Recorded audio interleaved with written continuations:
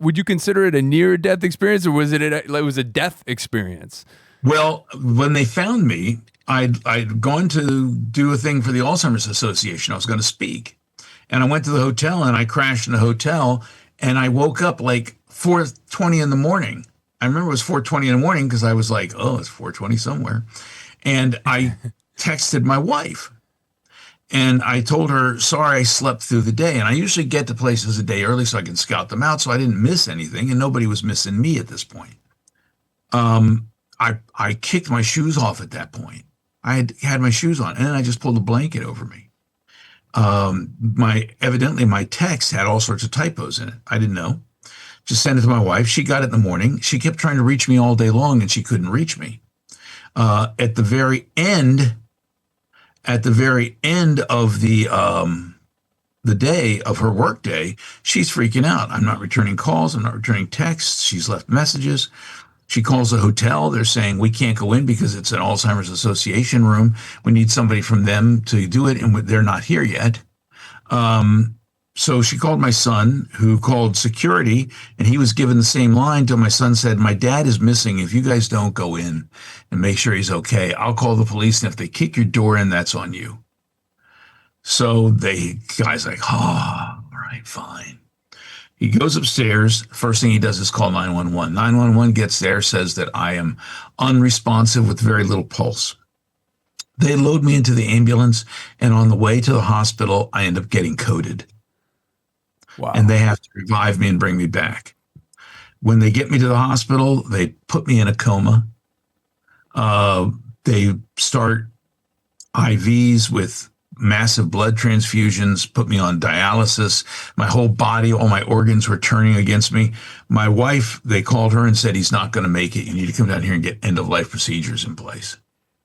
So it was pretty heavy stuff. But the Alzheimer's Association people, they flew my wife and one of my sons down, put them up in the hotel room the whole time, the 10 days I was in the hospital.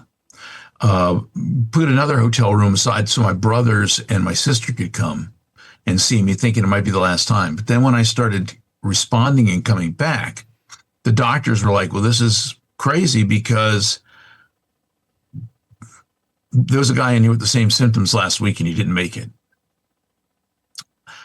I got to tell you, man, they kept me away from social media, from everything when I came out of it.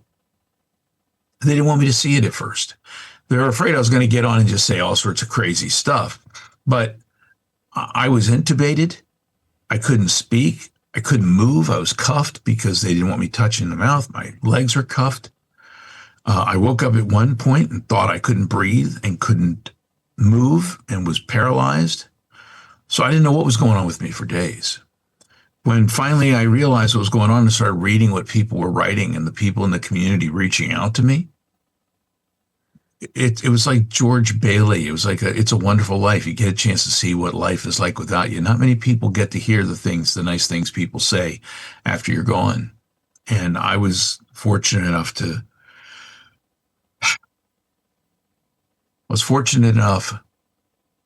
realize that there was a whole lot of love out there that I had not tapped into, that I hadn't seen, that I was not aware of. So every day is a gift, man. I know that sounds like a cliche, but it's true.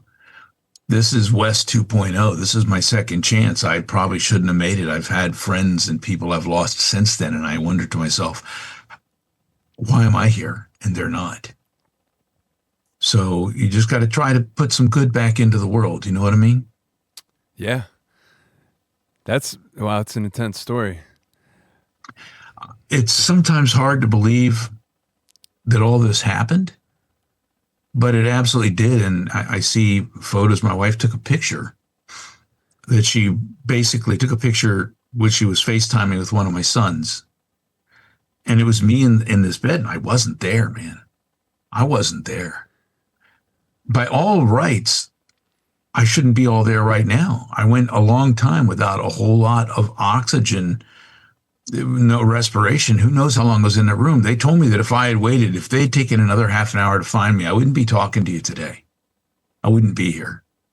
So I was really fortunate that people were looking out for me.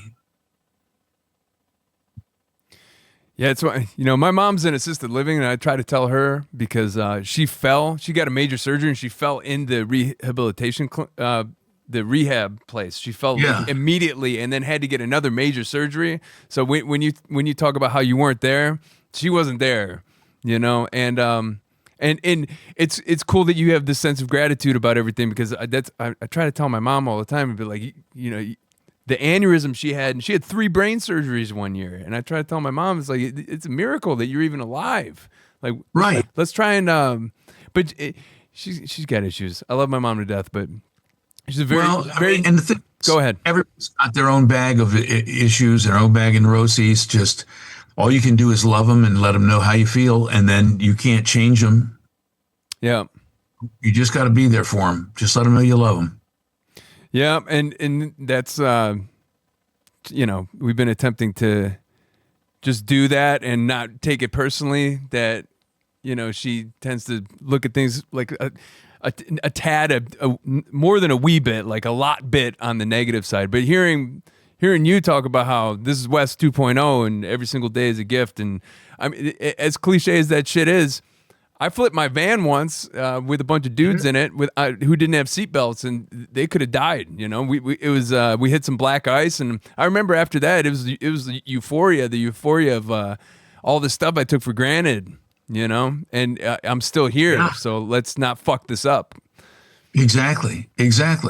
Now, when I was going to amusement parks and things of this sort, when the kids were first growing up, and I got to relive stuff through their eyes.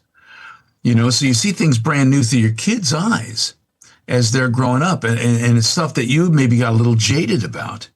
All I can tell you is that having gone through some of this, I now, without the kids' involvement, I now feel gratitude and can see these things for what they are, things that I'd gotten used to and become accustomed to and became a little jaded to. I now know every moment, every time I do something, could be the last one. Could be the last video game. Could be the last time I announced the Washington Capitals out onto the ice, the last Ovechkin goal. Could be the last time I see my wife or my kids every time I get together with them. And I'm planning that not to be the case. Right. But if you look at life in a way that you realize that every moment needs to be savored, you're not going to be 100% successful all the time, but I'm more successful than I used to be with it. I'll tell you that.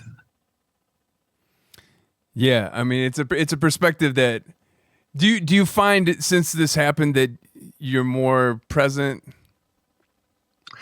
Sometimes, yeah. Sometimes, although I tell you, this past weekend I sat with the dog on my lap and I binged Slow Horses, the Gary Oldman TV series. And it was like the Beatles sang in that song, "Oh, that magic feeling, nowhere to go." I love that feeling. So, you think to yourself, I should be out doing this and experiencing this, or I should be doing that. But you know what? Just sitting with a dog on your lap, just sitting with a friend and having a drink, just you and I sitting and chatting right now, those are things to be savored. Those are the little things, and it's the small things that mean the world in the end. Hey, thanks for watching the video. Comment below. It helps the algorithm. And then there's a Patreon link right here if you want to support the channel. You could also subscribe. And there's another video around here that you can watch if you want to watch more stuff. Your time is greatly appreciated. Hope you have a fantastic day.